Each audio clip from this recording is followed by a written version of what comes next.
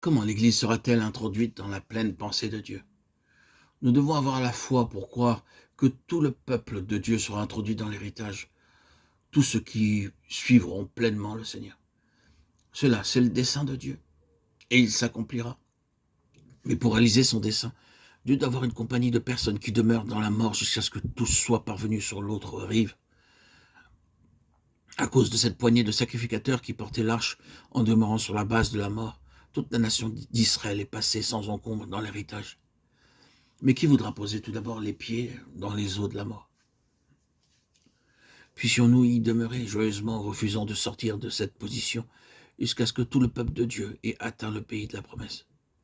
Souvent, nous sommes tentés de répondre à l'appel de certaines portes ouvertes ou des grandes occasions, pour nous tenir fermes avec Dieu, pour qu'il puisse introduire son peuple dans l'héritage. Expérimentons-nous le travail et les douleurs de l'enfantement, afin que les âmes soient introduites sur l'autre rive? Pour ceux qui ont traversé facilement le Jourdain, ce fleuve signifie bien peu de choses, mais la pleine signification du Jourdain doit être l'expérience des sacrificateurs qui ont porté l'arche.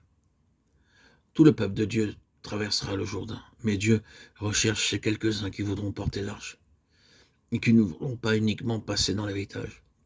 Ils devront rester dans la mort, en demeurant sur cette base pour le Seigneur, jusqu'à ce que son dessein soit réalisé pour tout son peuple.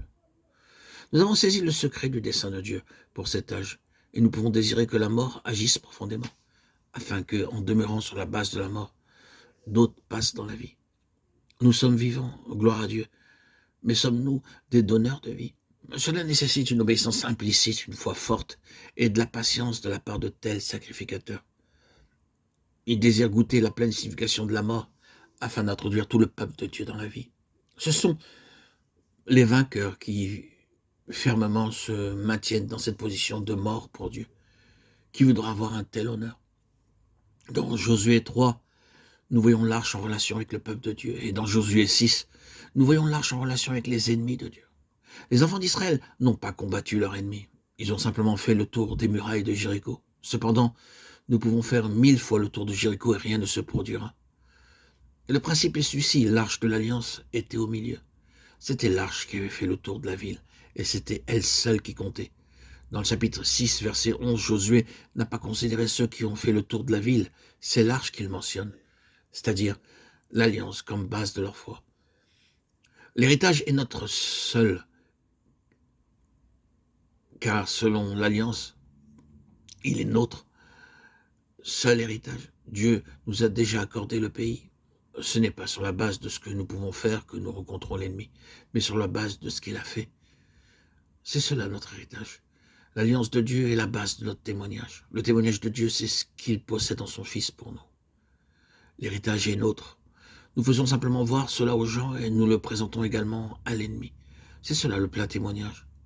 Nous ne faisons rien contre Jéricho, nous demeurons simplement sur la base de l'alliance de Dieu en déclarant à Jéricho, « Tu vas tomber, car Dieu nous a donné Jéricho. » Le témoignage consiste à demeurer sur la base de l'alliance en proclamant que cette alliance est vraie. Ils l'ont vaincu par le sang de l'agneau et par la parole de leur témoignage. Apocalypse 12, 11. Nous ne devons pas essayer de faire quoi que ce soit. Nous restons sur la base de ce qui a déjà été accompli, sur ce que Dieu a fait.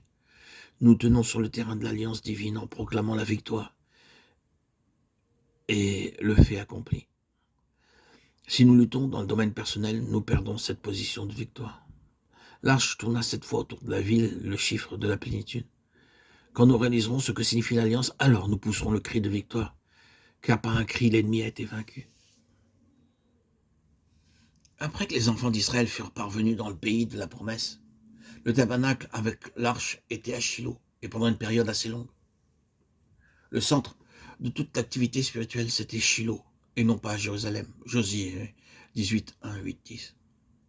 À l'époque des juges, l'arche se trouvait toujours là, à Shilo, Juge 18, 31. Après cette période, lorsque Samuel fut introduit sur le devant de la scène, l'arche était encore en ce lieu saint, 1 Samuel 1, 24. Le tabernacle se trouvait au milieu du peuple de Dieu et l'arche était dans le tabernacle. Tout dans le tabernacle dépendait de l'arche. C'était le centre et le cœur du tabernacle. La seule chose qui se trouvait dans le lieu très saint, l'autel, le chandelier, était précieux. Mais il représentait seulement l'œuvre du Seigneur Jésus, tandis que l'arche typifiait sa personne. Sans cela, il ne peut y avoir de témoignage. Le Seigneur lui-même est notre témoignage.